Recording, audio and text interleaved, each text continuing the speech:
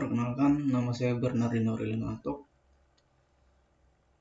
NIM saya 2820891 dari kelas TI 01. Di sini saya akan mempresentasikan ujian akhir semester Success Skill.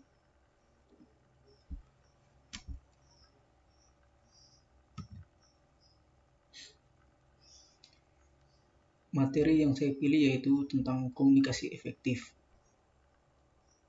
Pengertian komunikasi efektif. Apa itu komunikasi efektif? Jadi, komunikasi efektif adalah pertukaran informasi, ide, perasaan yang menghasilkan perubahan sikap sehingga terjalin sebuah hubungan baik antara pemberi pesan dan penerima pesan. Pengukuran efektivitas dari suatu proses komunikasi dapat dilihat dari tercapainya tujuan si pengirim pesan. Kemudian, teori. Model komunikasi David Caberlo. Model komunikasi David Caberlo yang terkenal yakni SMCR, terdapat unsur-unsur source, medium, channel, dan receiver. Murid Wilbur S. Stern ini memasukkan berbagai elemen komunikasi sebagaimana yang sudah diungkapkan kepada gurunya seperti source, encoding, message, decoding, dan receiver. Barrow memberi penekanan lebih pada komunikasi sebagai sebuah proses mengelaborasikan antara pesan dan saluran serta memperluas konsep fidelity atau kedekatan.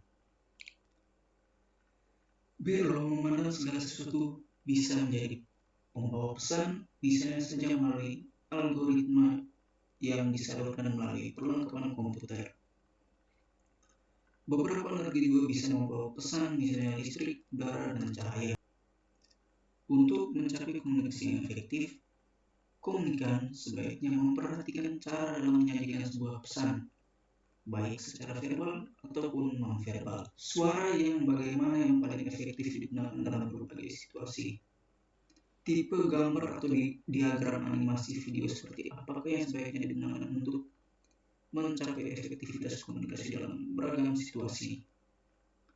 Untuk mencapai efektivitas dalam komunikasi dibutuhkan beragam kombinasi dari cara itu. Kemudian yang selanjutnya yaitu konsep fidelity, ketepatan yang disampaikan Barrow menilai suatu proses komunikasi bisa diukur efektivitasnya dari tercapai atau tidaknya tujuan dari si pengirim pesan. Ketepatan ini bisa diterapkan dalam keseluruhan komunikasi ataupun komponen komunikasi. Ada 4 faktor yang bisa membangun ketepatan dalam komunikasi, yakni yang pertama yaitu keterampilan komunikasi. Kemudian selanjutnya perilaku, level pengetahuan, posisi sosial, budaya. Kemudian di dalam penerapannya yaitu komunikasi verbal efektif, berlangsung secara timbal balik. Makna pesan dapat disampaikan secara ringkas dan jelas. Bahasa yang digunakan mudah untuk dipahami, cara penyampaian mudah diterima, disampaikan secara tulus, mempunyai tujuan yang bisa ditangkap jelas, memperhatikan norma yang berlaku, disertai dengan humor atau cara-cara menyenangkan lainnya.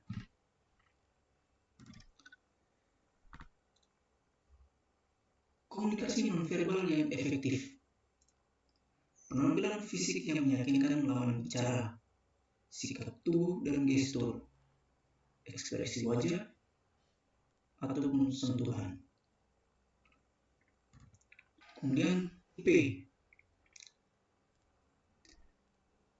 intrapersonal, berkomunikasi dengan diri sendiri, interpersonal atau komunikasi yang dilakukan antara dua orang, small group atau komunikasi yang dilakukan lebih dari 2 anggota, di mana anggota kelompok memiliki porsi berkomunikasi secara seimbang.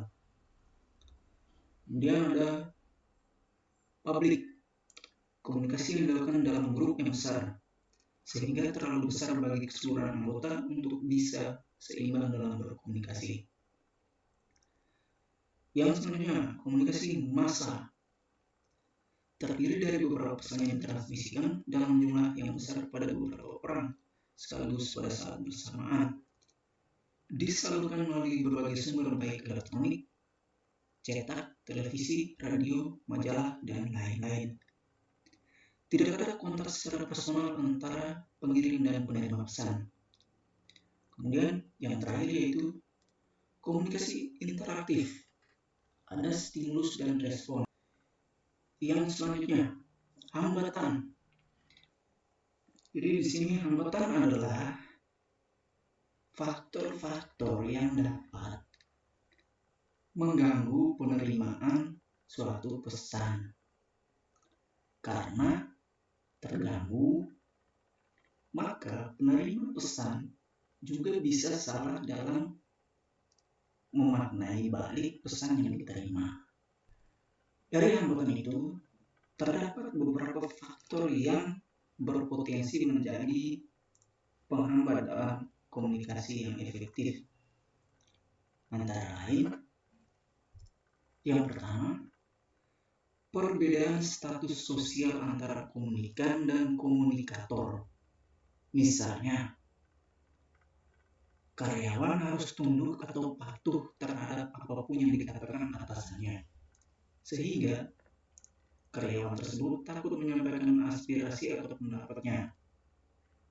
Kemudian yang kedua, problem semantik, menyangkut bahasa yang digunakan komunikator dalam menyampaikan pesan.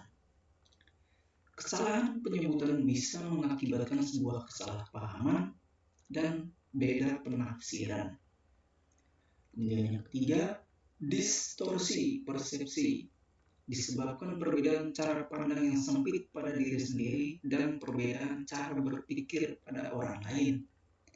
Hal ini menimbulkan hambatan perbedaan persepsi dan wawasan satu dengan yang lainnya. Yang keempat, perbedaan budaya. Dalam suatu organisasi terdapat beberapa suku, ras, dan bahasa serta agama yang berbeda, sehingga ada beberapa penggunaan kata yang memiliki arti berbeda tiap suku.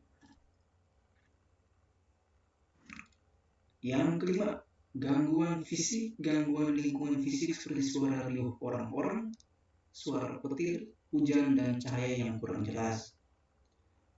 6. Keterbatasan saluran komunikasi, gangguan yang disebabkan pada media yang dipergunakan dalam melancarkan komunikasi, misal sambungan telepon yang terputus-putus, suara radio yang hilang tenggelam, atau gambar yang buram. Kemudian yang terakhir, tidak ada umpan balik atau tanggapan. Hambatan di mana pesan yang disampaikan sang pengirim tidak diberi tanggapan. Maka yang selanjutnya terjadi adalah komunikasi satu arah yang sia-sia dan tidak efektif.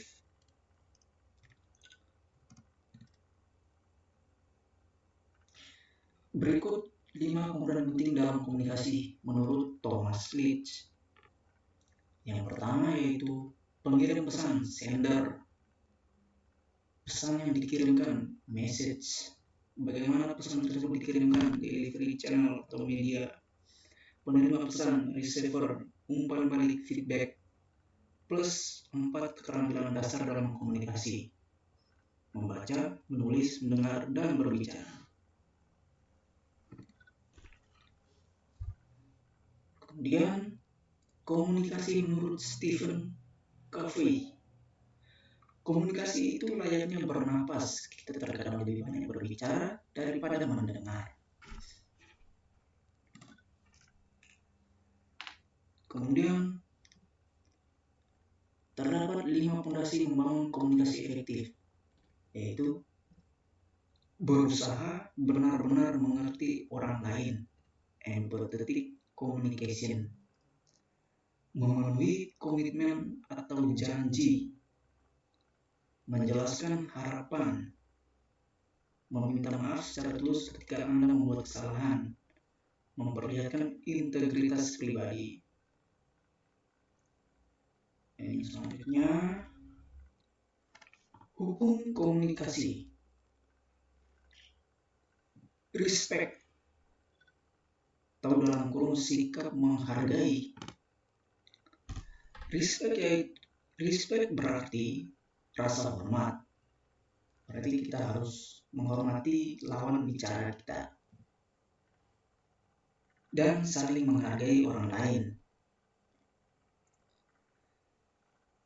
Pada prinsipnya manusia ingin dihargai, maka lakukan dengan penuh respect terhadap harga diri dan kebanggaan seseorang. Kemudian yang selanjutnya, empati atau dalam kurung kemampuan mendengar adalah kemampuan kita untuk menempatkan diri kita pada situasi atau kondisi yang dihadapi oleh orang lain. Salah satu prasyarat utama dalam memiliki sikap empati adalah kemampuan kita untuk mendengarkan atau mengerti terlebih dahulu sebelum didengarkan atau dimengerti oleh orang lain. Kemudian audible, dapat didengarkan atau dimengerti dengan baik. Audible sendiri bermakna yaitu antara lain dapat didengarkan atau dimengerti dengan baik. Jika empati berarti kita harus mendengar terlebih dahulu ataupun mampu menerima umpan balik dengan baik, maka audible berarti pesan yang kita sampaikan dapat diterima oleh penerima pesan. Kemudian yang selanjutnya yaitu care, perhatikan. Care sendiri berarti perhatikan akan apa yang disampaikan oleh pembicara sehingga membuat pembicara merasa diperhatikan. Jadi kita sebagai pendengar, kita harus memperhatikan pembicara agar dia merasa diperhatikan. Dan care berarti juga menyimak secara seksama apa isi pembicaraan dari lawan bicara. Yang terakhir yaitu humble atau dengan kata lain rendah hati.